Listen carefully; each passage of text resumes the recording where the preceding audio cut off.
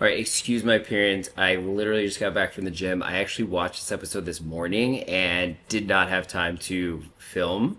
So I wanted to get this on camera today. And I did have an espresso, so we're high energy. Get with it. Today we are recapping the Real Housewives of Orange County, Season 19, Episode 2. And I'm really excited about this one because this is the one where Gretchen gets introduced. So let's hop right in. The episode opens up with Emily, Gina, and Tamara going to a lymphatic drainage massage spot. It's actually pretty funny. There are these like big machines that like massage you, and there's this scene where they like get on top of it, like straddle it, and they're like, okay, I need a minute. It's kind of cute and kind of funny. Gina tells Tamara that she is proud of her for trying with Shannon, and then the girls talk about how they don't believe Katie when she said she didn't talk to the bloggers. So if you remember from last episode, they all went to that the Golden Door, and they were confronting Katie about going to the bloggers. She's like, I didn't do it. I don't have cell phone service. I can't show you. They're like, we just don't trust her. Katie and Shannon meet up at a park to talk about the Golden Door event as well. Katie says she appreciates that Shannon stuck up for her at the event. So Shannon kind of jumped in when all the girls were kind of ganging up on Katie, and Shannon jumped in. So Katie's just saying, I really appreciate that you did that. Shannon tries to coach Katie through how to handle the ladies and tells her she just needs to take total accountability and apologize without any stipulations. Shannon was saying, like, you're saying, I apologize, but, and she's like, just apologize and just leave it and just take total accountability, and then they'll hopefully back off. Tamara then spills the tea back with Emily and Gina and says that Katie filmed Shannon having a meltdown at a cast photo shoot and showed the video to Alexis. So they went to this photo shoot for like green screens, I think, where they like walk up and do their poses and things like that. And so Shannon was like having a bad day and like screaming on the phone. Allegedly, Katie was filming Shannon when she was doing this and then showed the video to Alexis, which is her arch nemesis. Shannon goes and picks up her daughter from the airport. Her daughter's now living in New York, so she picks her up from the airport and they're kind of hanging out. Shannon talks about how she hasn't dated in over a year, and then she talks about the new show that she's on, which is Love Hotel. I have not seen that show yet.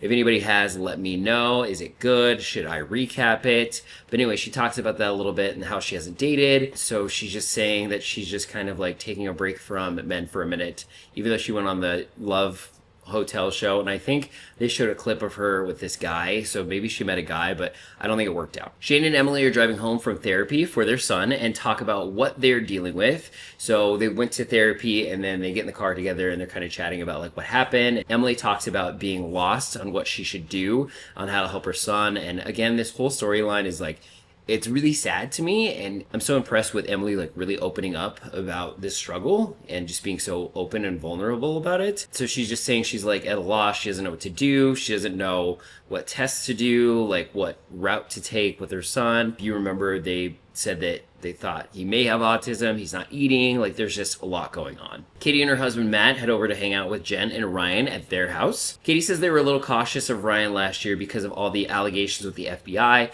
but she says there's nothing to hate about him, so they've spent time with Ryan and there's nothing to hate about him. I guess they're hanging out some. There's no beef there. There's nothing to worry about in Katie's eyes.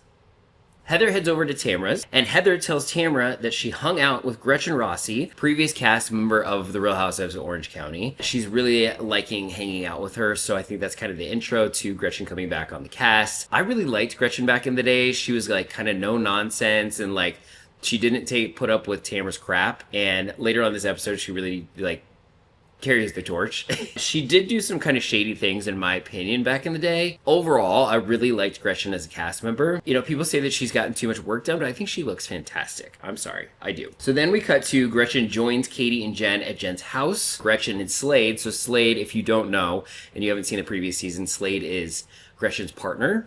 And so Slade and Gretchen went over to Katie's house to, I guess, film their first scene. Gretchen catches us up a little bit about what's been happening in her life, and she talks about having her daughter. Her name is Skylar, who is 5 years old. She says that her and Slade are still together, but they never got married. But it looks like in the scene that they're both wearing like wedding bands, so maybe they just didn't want to make it official. Gretchen, like, I think makes quite a bit more money than Slade, so maybe she didn't want to like do the whole prenup thing and be like, let's share assets. She's probably just like, you do your thing, I'll do my thing. I'll keep my bank account, you keep yours, because mine's fat.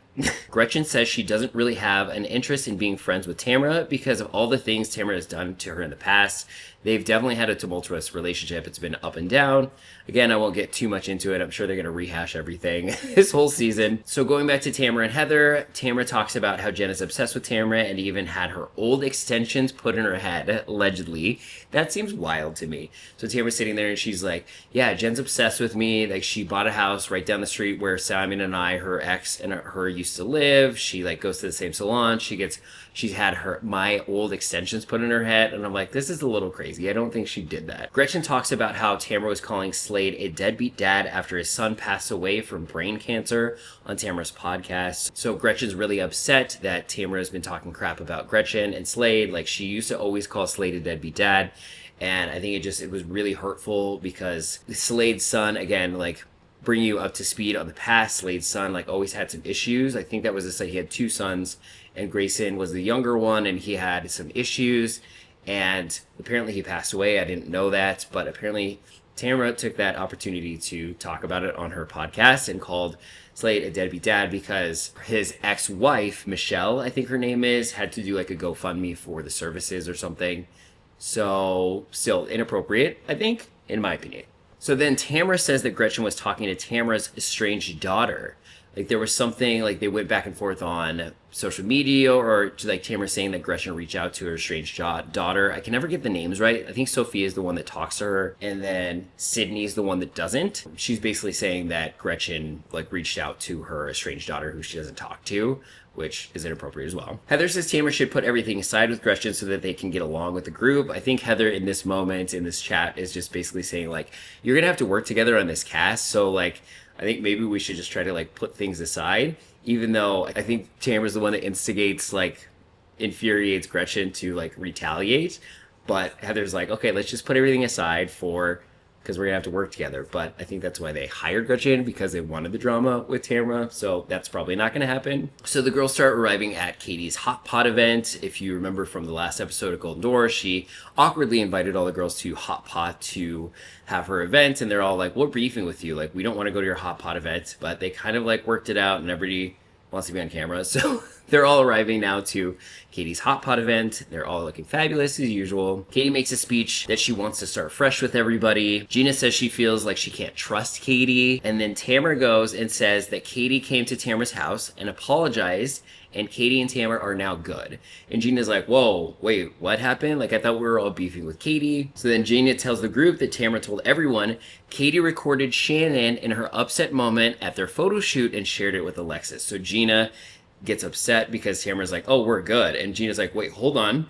You just told me that Katie filmed Shannon and showed it to Alexis. So she like spills the beans in front of all the ladies. Of course, Katie denies it in the moment. She's a denier. Shannon's obviously pissed hearing this and leaves the dinner. So she walks away from the dinner, and she says in her interview that this is a pure evil betrayal. So it's really interesting because this is only the second episode, but the first and second episode, like, Shannon's really tried to be there for Katie because she feels like everybody's ganging up on her.